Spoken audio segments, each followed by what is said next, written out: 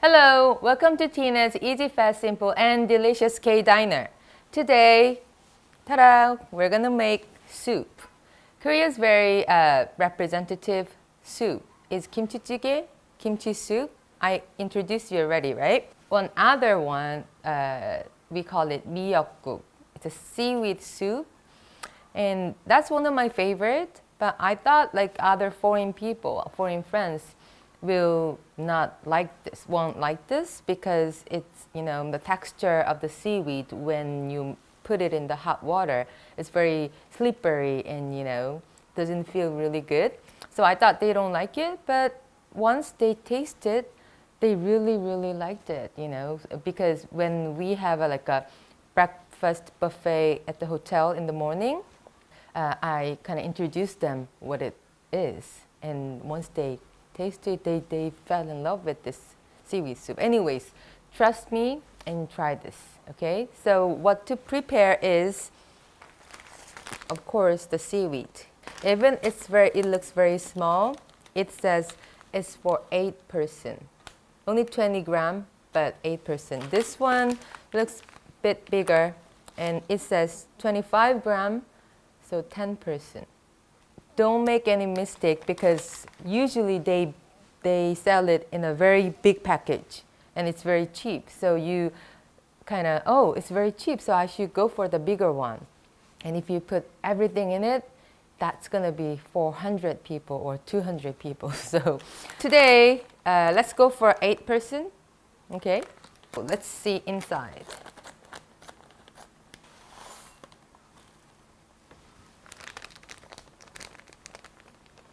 So because it's so dried, we have to put water in it.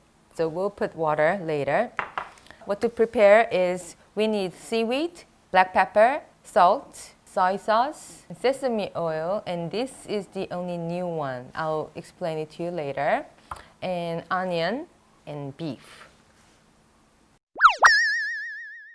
Okay, so once you're ready for everything, first of all, we're gonna put water, ice water, hot water, doesn't matter. And we're gonna prepare other ingredients here. So see the meat here, it's a beef. Actually, you can make it a steak as well. So any kind of beef has less fat, you can use this. Little bit of pepper, salt. So you can chop it whatever you want. It's too big. Smaller than the bite size because it's going to be inside in the soup.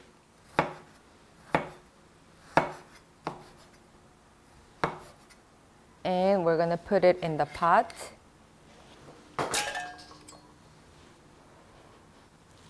And also we're going to prepare the onion. We're going to use only half of the onion, and you chop it this way. Actually, it's a Tina's recipe because they don't put onion inside of the seaweed soup. But trust me, it tastes much deeper and it's very tasty. I learned this through the internet, I guess. One of the famous chefs in Korea, and he used this onion into the seaweed soup.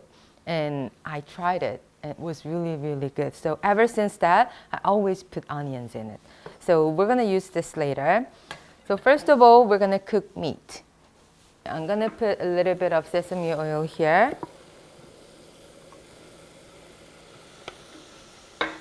And a little bit of soy sauce.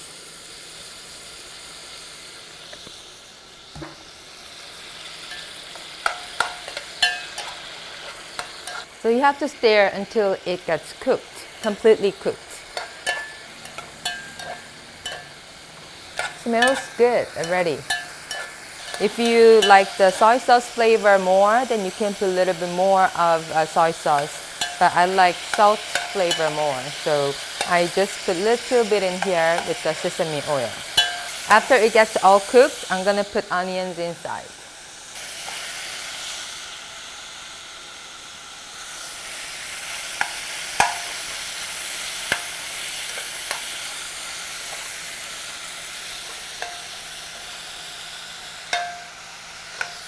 I turned down the stove a little bit. So people sometimes cook garlic at this stage, but I'm gonna put the garlic later.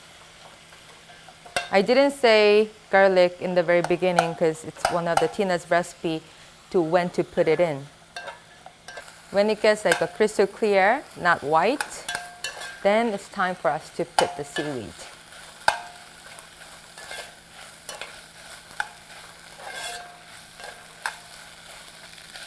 So let's see what happened to the seaweed. Wow. Water's still here. So I'm gonna take out this water out and I'm gonna only put the seaweed here.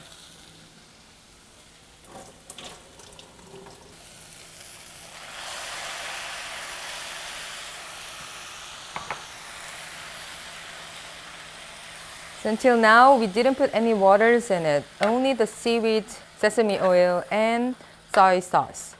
Because onion itself has a water in it, and meat has a little bit of water in it. See, there's no water inside. Then it's time for us to put water.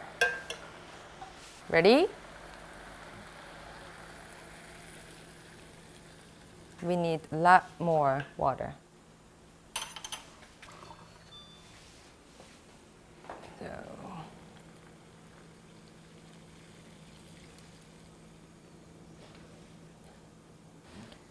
Okay, the last one.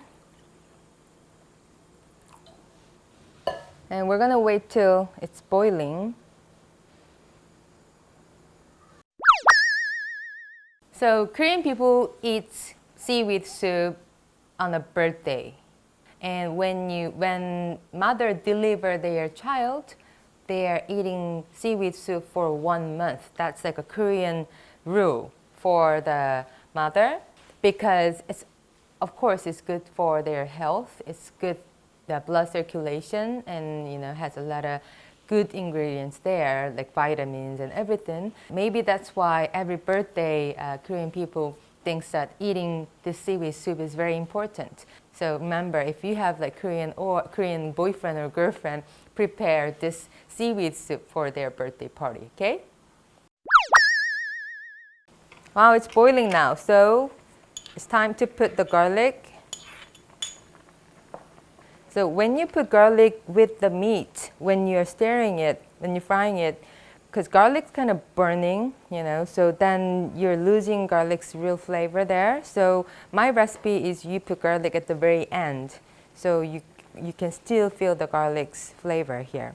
Can you see the seaweed here? Now it's not dried seaweed anymore, right? Then our base will be the salt. So this is like a tuna broth stock. So it's very thick tuna flavor. It's like a katsuobushi in Japanese ingredients.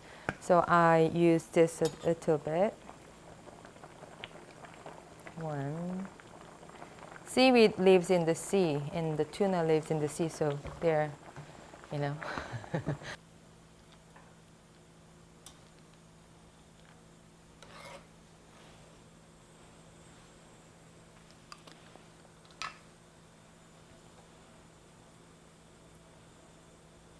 One, but not full 1 spoon. It's like you're covering salt with the big 1 spoon. But if you taste it, if it's not salty enough, you can put more salt.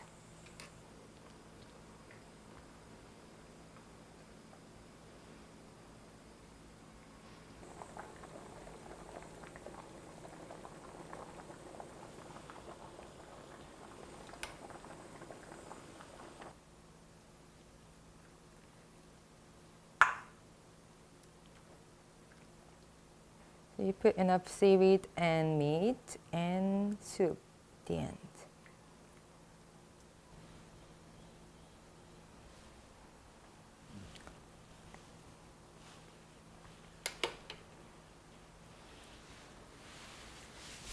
Okay, let's taste it. I love big beef,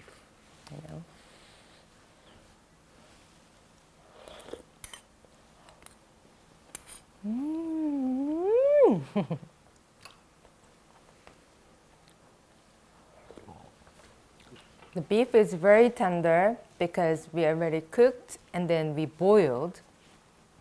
So I love beef inside of the soup. So I really like the taste. And seaweed, I feel like I'm becoming healthy. And then the hot soup always makes you feel good when you have cold and if you have like bad condition. When you have like hot soup, it's really good for your health, I think. So Korean people, when they eat miyeokguk, we don't eat this alone. We eat with rice, this, kimchi, and all other side dishes. Okay, how was it? Seaweed soup. But next time, I'm gonna introduce seaweed noodles, okay? All right, bye!